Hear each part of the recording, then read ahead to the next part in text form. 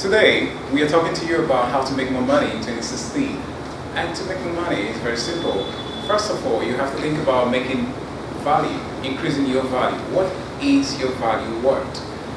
And by value, I mean the things that you do differently. I mean the things that sets you apart from your peers. What are the things that you bring to the table once you're given a task to do in your office or any other place that you find yourself?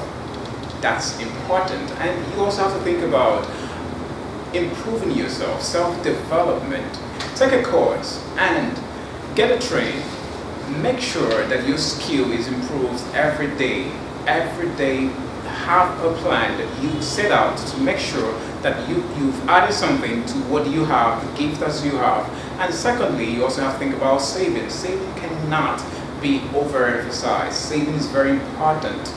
You might have a lot of money at the end of the month. Maybe you earn a lot of money from your salary or from a business plan or from a contract. Whatever it is that you do that brings in revenue or income, you have to make sure that you set apart a part of that money to make sure that at the end of the month you are not hitting everywhere trying to find money all over again. And I'll always recommend that you pay yourself a salary at the end of the month.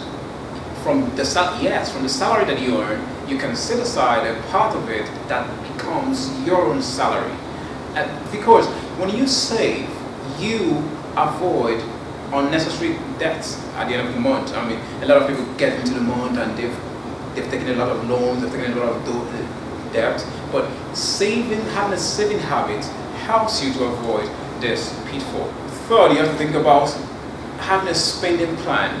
You must prioritize your need. Every need is not a primary need. There are things that are important. There are things that you must do, and there are things that you must not do. For instance, you don't have to get that jewelry when you have many orders.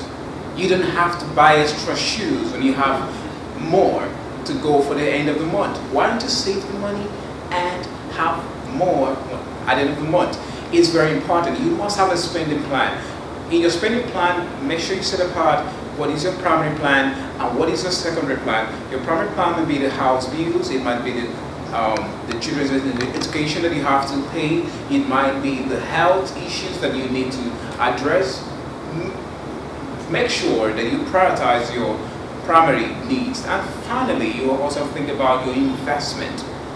What is your money doing? You don't just put your money into the bank and you assume that money is going to come in. You put in money in a fixed deposit account. At the end of the year, it comes in a little money. Why don't you take that money and invest it in something that yields you more income at the end of the month, or something that yields you more income quarterly? But let it be yielding money. You can think about investing your money in bonds. You can get the advice of a stockbroker. They've got shares. Many companies are selling. They can give you advice on which company is selling at the moment, and that's very important. Okay, so your investment is where your money comes in, and that's it for today. Until we meet you again next week, same time, this is money. Thank you.